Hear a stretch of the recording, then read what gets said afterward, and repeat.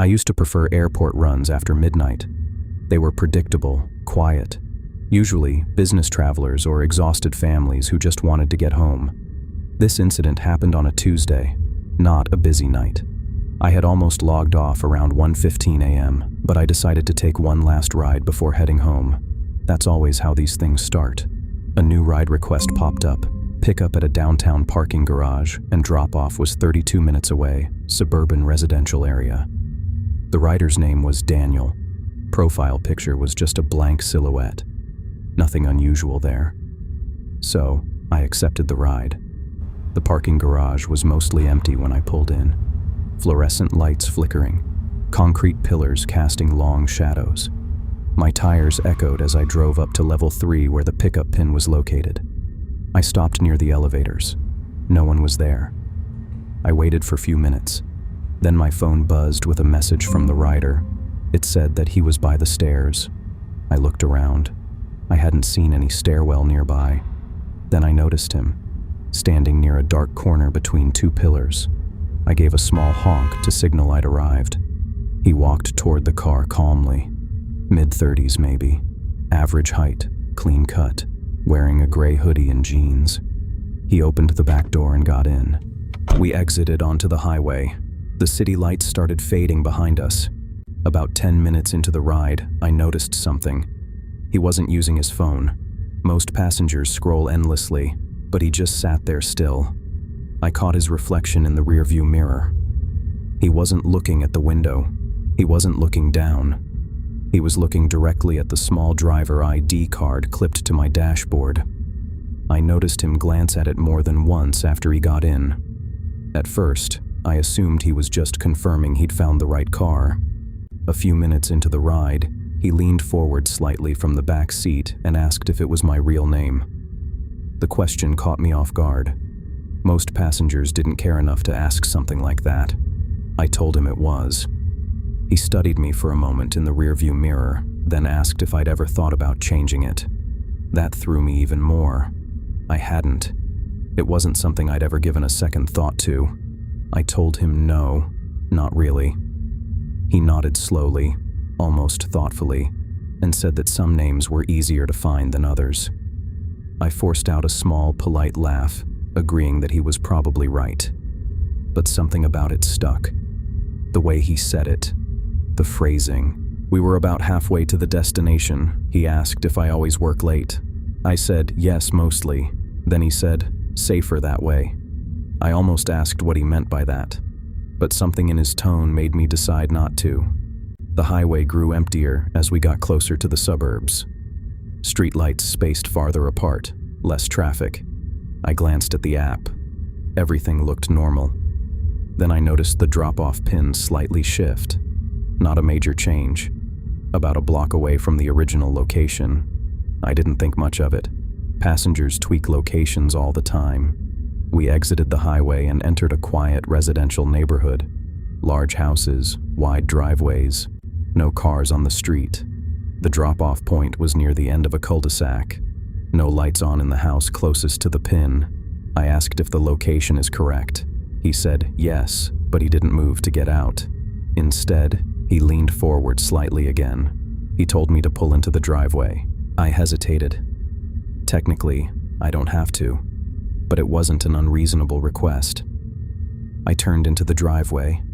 As my headlights illuminated the garage door, I noticed there was no house number, no decorations, and the windows were completely dark. He didn't open the door, didn't unbuckle. He just sat there.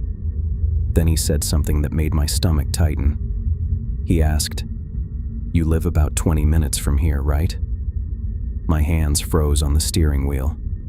He said my neighborhood's name correctly, not a guess. I felt my heartbeat in my ears. "How would you know that?" I asked. He didn't answer immediately. Instead, he leaned back again. He said, "I pay attention." My mind started racing. Did I mention it earlier? No. Does the app show drivers' home addresses? Absolutely not. Maybe he saw something in my car, mail, a receipt, but I keep that stuff hidden. He casually asked me if I ever drive past Oak Ridge Park. That park is 3 minutes from my apartment. I hadn't mentioned it ever to any passenger. Silence filled the car again. I suddenly became hyper-aware of everything. The fact that we were in a dark driveway. The fact that no one else was around. When I was about to end the ride there, he asked me whether I can take him a little farther, just around the corner. The request felt wrong. The ride was technically complete. I told him that I can't continue without updating the trip. Then he stared at me, longer this time. His expression didn't change, but his eyes did. They hardened slightly. Then he smiled. "Okay," he said quietly. He opened the door and stepped out, then closed it gently. But he didn't walk toward the house. He walked toward the sidewalk and disappeared around the corner. I reversed out immediately and drove away. My chest felt tight the entire drive home. I kept checking my side mirrors. No one followed me. When I reached my apartment complex, I sat in my parked car for a few minutes trying to rationalize everything. Maybe he just looked me up. Maybe he memorized my name from the dashboard and did a quick search during the ride. Maybe my social media privacy settings weren't as tight as I thought. I went inside and locked the door. I barely slept that night, something about the drive disturbing my mind. Next morning, I went through my social media accounts carefully. Facebook first. My profile was set to private. But my old cover photo from 2 years ago, it was public. It was a picture taken at Oak Ridge Park. The location tag was visible. I kept scrolling. There were old check-ins, tagged posts from friends, a birthday post where someone had commented, "Still living near Oak Ridge?" Even worse, my full name was visible on my driver ID inside the car. First name on the dashboard. Last name visible on my Uber driver profile if you tapped into trip details. I checked LinkedIn. Same city listed. Instagram. Same username as Facebook. If someone wanted to piece it together, they could. I reported everything to Uber support anyway, not because I thought they'd solve it, but to create a record. They told me the rider account was new, no prior trips, payment method verified, no flags. The dash cam footage was completely normal too. He was visible, sitting in the back seat, leaning forward when he spoke. I could clearly hear him say my neighborhood's name. Nothing supernatural, just a man paying very close attention. By afternoon, I received a friend request. Profile name, Daniel K. No profile picture. Account created that day. No posts, no friends. The bio had one line. Some names are easier to find than others. That's when I understood something. He didn't need the app to find me. The app just introduced us. I deleted the request immediately, blocked the account, changed every privacy setting I could find, removed location tags, made old posts private, updated my display name in the Uber app to a shortened version. I even removed my last name from my mailbox. I still drive sometimes, but not past midnight, because the most disturbing part of that night wasn't anything paranormal. It was realizing how exposed we really are and how little someone needs to know about you to find the rest.